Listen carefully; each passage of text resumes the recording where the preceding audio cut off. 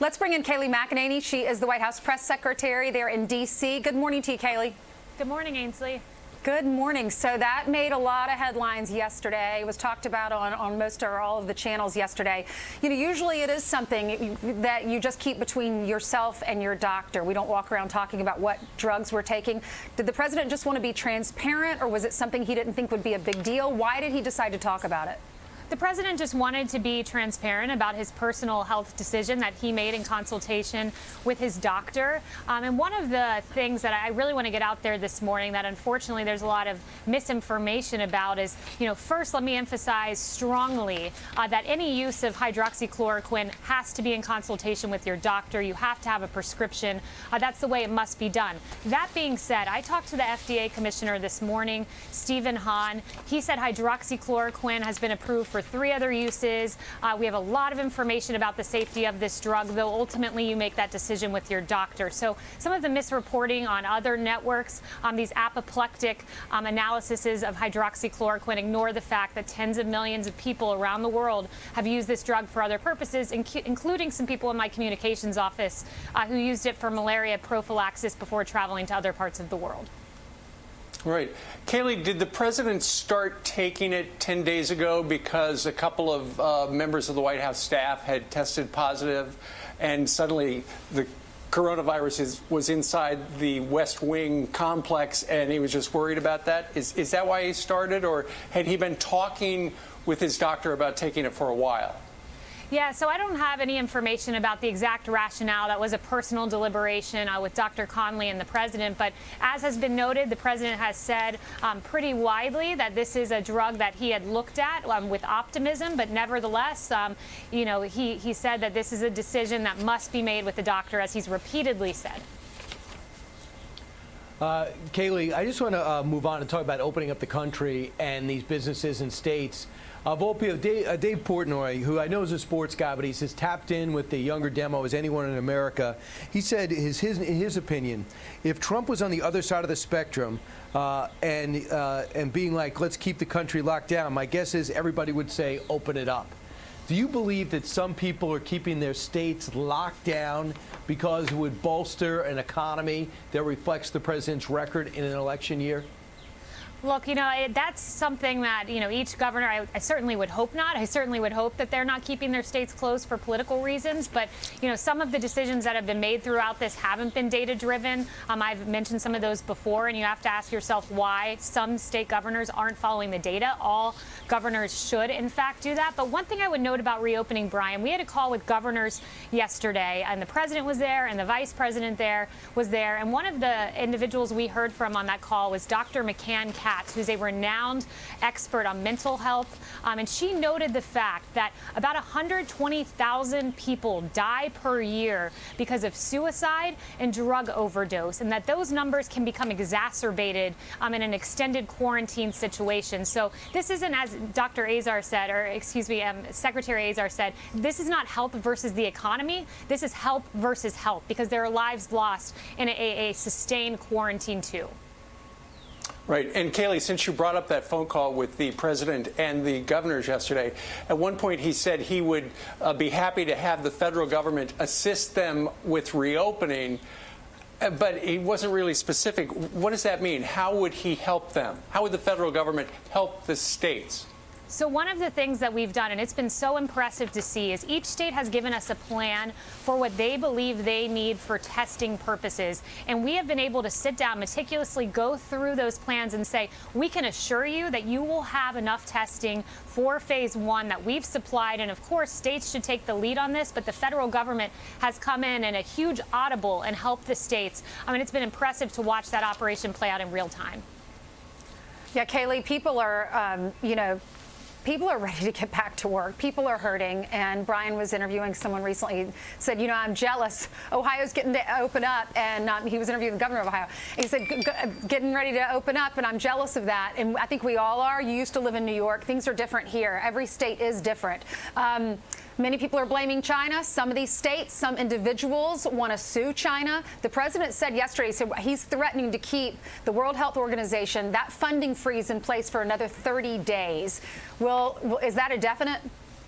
Yes, it is at the moment. The president's letter was very revealing. One of the most disturbing things that I think was in the letter the president wrote about the WHO was that on January 21st, you had the Chinese president Xi Jinping telling the WHO, pressuring the WHO to not call this a health emergency. And the very next day, you had the WHO saying this is not a public health emergency of international concern. That is one of many pieces of evidence we have of the WHO and China slow-walking this information. Lives were put at risk, and U.S. taxpayer dollars will not go to an organization that slow-walks information, has a China bias, and puts American lives at risk. All right, so here's a quote from the letter. It is clear that the repeated missteps by you and your organization as the president to the WHO responding to the pandemic has been extremely costly for the world. The only way forward for the WHO is for it to actually demonstrate independence from China.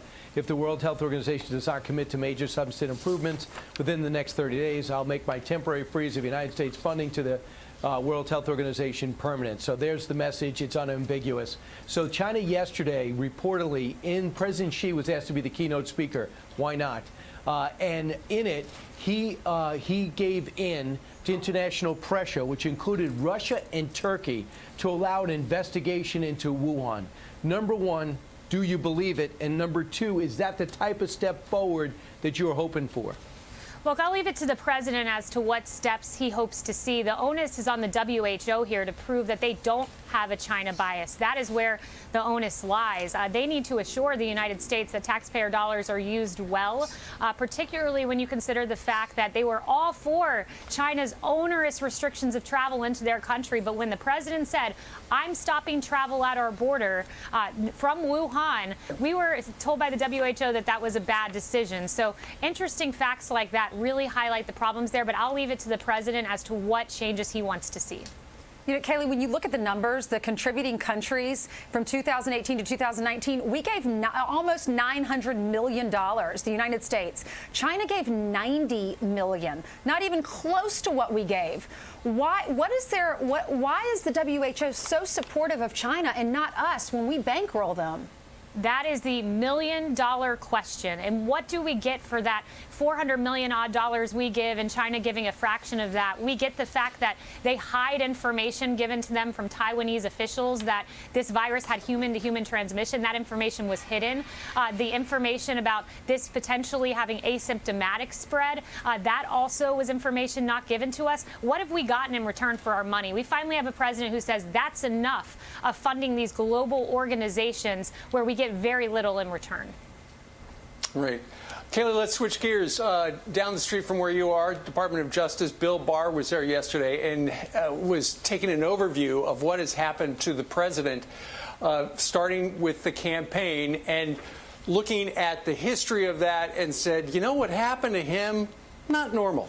Here's the AG.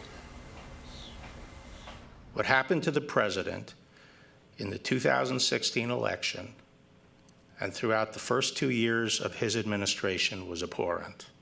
It was a grave injustice, and it was unprecedented in American history.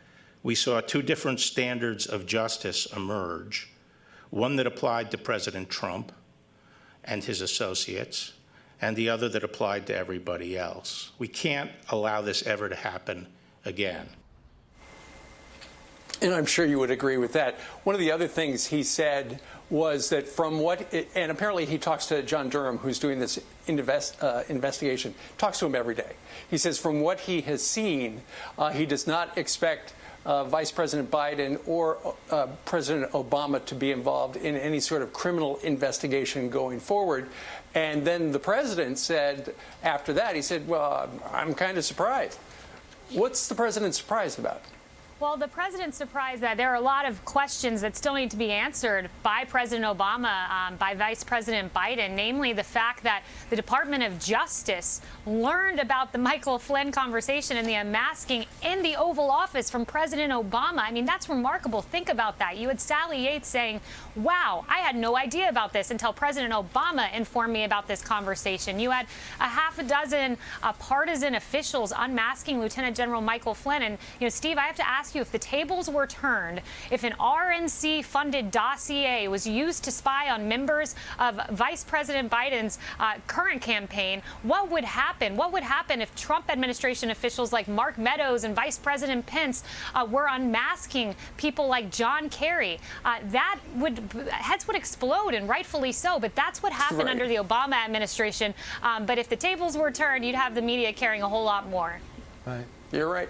Kayleigh, yesterday the President of the United States said Mike Pompeo asked him to fire the Inspector General, so he did. What reasons did Mike Pompeo give to the president to fire the Inspector General at the State Department? Because Senator Grassley, a Republican, wants to know that answer. Do you know it? Well, the president said yesterday that he told various departments who have Obama IG officials that it's their decision whether to let that individual go. Secretary Pompeo made that recommendation, and the president agreed with it. And I would just note that when President Obama did the very same thing, when he fired IGs, when several IGs came together and wrote a letter saying, President Obama, you're inhibiting our investigations, no one seemed to care then. But all of a sudden, when President Trump does what's in his lawful authority, people are very upset about it. Kayleigh, thanks for joining us. But you don't know. Thank you.